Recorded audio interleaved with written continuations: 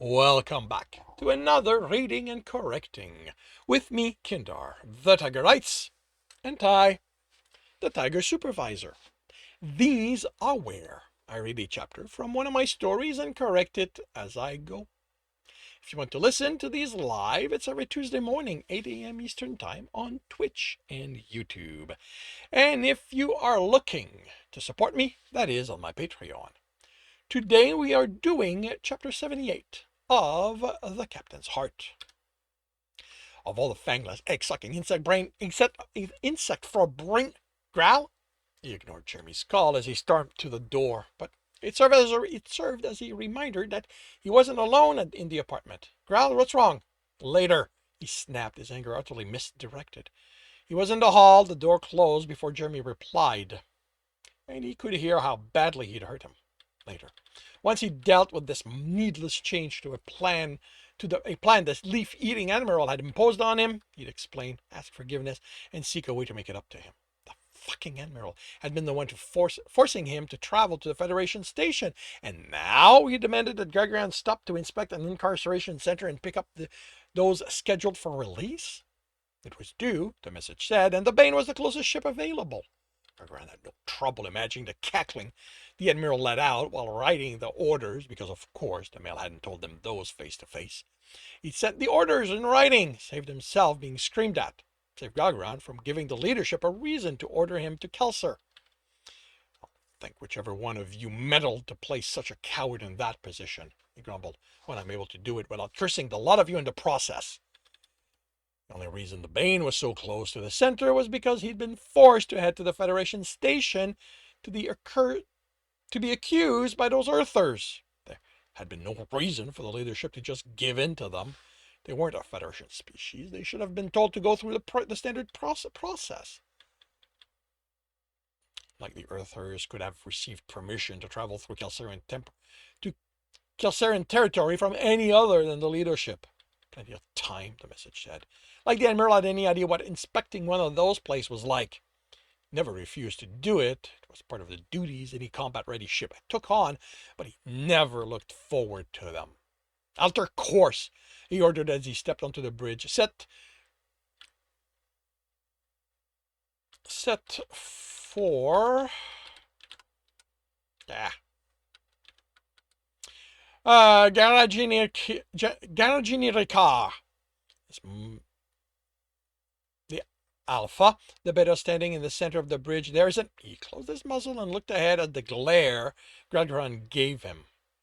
Another undeserving recipient of his anger. Course set, the pilot said. Speed. Whichever one gets us there before I woke up hours ago, he snapped. He headed to his office before anyone else could give him an excuse to unload his anger on them. Which, with the door closed, he snarled and didn't bother being polite in the things he called the Admiral. Threw his tablet on the desk as he sat, then saw the message notification from his heart. The trepidation dampened his anger, but he tapped it. I can tell things are bad, but please talk to me. You aren't alone. I love you. I didn't deserve someone this understanding. I'm pissed at the leadership's machination, he wrote. I'm sorry I snapped at you. You do not deserve that. It's going to take me some time to calm down, but I'll explain what they did when I return to you. I understand. Fuck, he didn't deserve him. Instead of stewing in his anger, Gralgiran brought up the files on the incarceration center, its previous inspection report, as well as the released prisoners he would be taking on. Getting as much as he could ready now meant he'd be out of there faster. Once he was done with the work, most of the anger was gone. He apologized to the pilot and Beta as he left and headed home to his heart. The shuttle shook violently, and the pilot cursed the gods and engineer who'd designed the terraforming tech used on the planet. Garagini Ricard Center, she called when the shuttle had stabilized. This is the Bane on approach to take on end-of-sentence prisoners. Gralgiran didn't hear the reply, but her tone told him they were being as difficult as any of the previous time he'd been here. This is scheduled by the leadership center. Those are the orders we're following. So you are going to get those hangar doors open for me, or I am going to blast them, and you can deal with this fucking storm in your halls. She laughed. Oh, you just go and test and see if I lack the claws. This should be interesting, the beta on the other side of the cockpit access said, considering the shuttle isn't armed. Never, ever think a pilot can't turn something into a weapon, the beta next to her said. Those folks are utterly insane. I can hear you, Hunter. You know, it's beta to you, pilot. Remember whose pack you're in. And remember who's at the control of this thing, unless you want to walk back to the ship in this mess they're calling an atmosphere. Told you, the beta said, smirking. Utterly insane. Are they going to open the hangar for us? Gralgiran asked while it was a good way to help the pilot relieve the stress they were under, he didn't want this to escalate to the point he'd have to interpose himself. She snorted. Those groundsiders couldn't stand up to a breeze back on Kelser. They're chittering at me not to damage their precious hull. We'll be out of this in no time. In a nod and a warning glare to the betas, he settled in to wait. The lack of his released prisoner waiting didn't surprise him, nor did the fact the guards looked no more respectable than the previous people he'd taken away from here or delivered. This was where the pirates were headed, unless the gods meddled like none had before during their judgment case. They're on their way, the administrator assured him. I'm sorry about this, Captain, but Alpha, Gralgiran corrected. He'd let many people get away with calling him captain in a similar situation, but not someone he was purposely, not someone who was purposely making his life difficult. And the transfer was authorized months ago, with you acknowledging it. The people being released should have been transferred to the center detention then. Yes, well, you see, as automated as the terraforming process is, there is still a need for labor on the ground, and we've had to spread them thin as the process has expanded. And when will they be here? A few hours at most. You have to convince Alex to let him push the engines as much as the reactor could take, since adding the backup wouldn't add enough if he wanted to ensure Jeremy could enjoy a tour of the station before the farce started. Beta Ram Stofes, you are staying with the shuttle. The rest go to the transport dock and take control of the prisoners as soon as they are here. Bring them to the shuttle and secure them. What about you, Alpha? The Beta asked. I'll be fine. The administrator is simply taking me to his office so I can go over the records and then show me whatever I feel needs to be inspected, since we will be here for a few hours. Let that be a lesson for the next time they were inspected. The longer an Alpha had to remain, the more time they had to find any of the multiple ways the administrator was manipulating the system in their favor. And the male's sudden nervousness spoke loudly to his lack of foresight.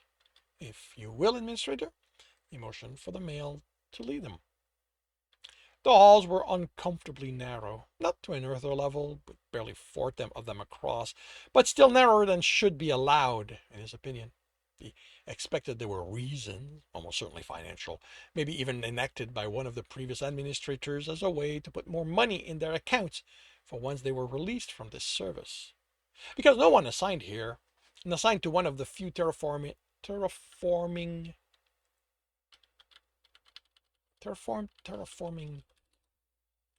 a few planets in the process.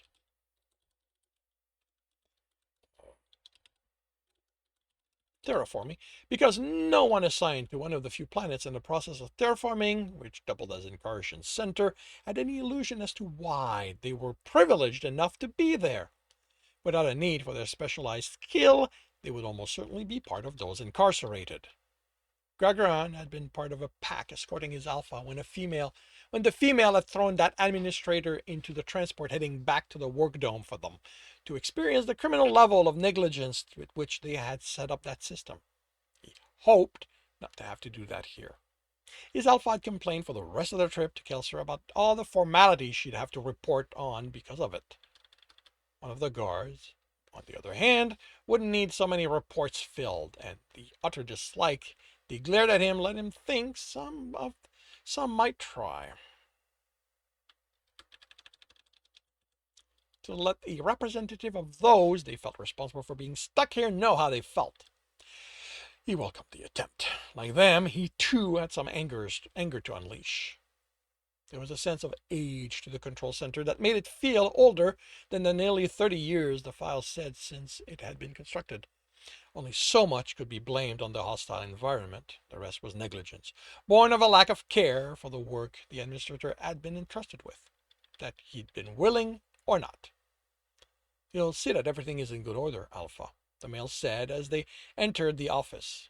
It wasn't opulent, so the administrator climbed in his opinion, but he doubted the rest of those working at the center had plants and a humidifying system that made the air feel like they were close to the equator. Getting doughs here would cost, but not so much it had to mean they were skimming the system. The male hesitated, then sat on the guest side of the desk, ceding authority to him. Gralgiran sat and was pleased when the files came up at his request. Administrator forcing him to fight for each detail of his inspection were too common. Of course, some who had been too open had ended up hiding the most. He smiled. As much as he despised being here, clawing through the files for all the ways the administrator stole from the leadership was something he delighted in. Gralgiran watched the administrator squirm as he instructed the guard he'd co-opted to move the storage cabinet and reveal the hidden stash of food. From the looks the guard gave the male, he might be more worried about what they'd do than what Gralgiran would. What he planned on doing was filing his report and let others decide. From his point of view, the corruption he'd uncovered here was no worse than any other center. Than the other centers, plus since he hadn't found evidence of outright suffering inflicted. Some administrators started believing that they were the highest power under the gods, so being so far from Kelsir and the leadership there. And he had read reports of the little kingdoms they had turned their center into until they could no longer keep that hidden from the inspecting Alpha. Return all of that to the quartermaster, instructed the guards. He read the message on his tablet and let the beta know he was on his way. Administrator, the transport has arrived. I'll leave you to supervise their work. I think I should escort you, the male said, hurrying after him. Maybe you can deliver me to Kelsir to be judged and free you from the consequences of your action? That isn't something I'm authorized to do. I'll file my report, and those higher than me within the leadership will decide what's to be your punishment. But with what I've taken from the government, they're sure to want to. Gralgiran snorted. I've seen worse be ignored, and when one of you did something so bad it needed to be dealt with, the Alpha doing the inspection dealt with it on site. He smiled at the male. You don't want that to happen. The prisoners are secured, Alpha. Thank you, Beta. He turned to the administrator. My duties here are done. I leave you to do your work. He stepped into the shuttle, went to the back, where his 11 new passengers were restrained in their seat. Only Kelsirians this time. So that was one less complication. Other than the grime-matted fur and threadbare clothing, little differentiated them from the guards in the center. There had been enough anomalies within the personal file. He was certain many of the guards had arrived destined for the work domes, but that was among the most minor of the infractions he or the leadership cared about. Your incarceration ends once you are released on Kelsir, he told them. So you will not be allowed among the civilian population. You will have apartments among the hunters, who you will be allowed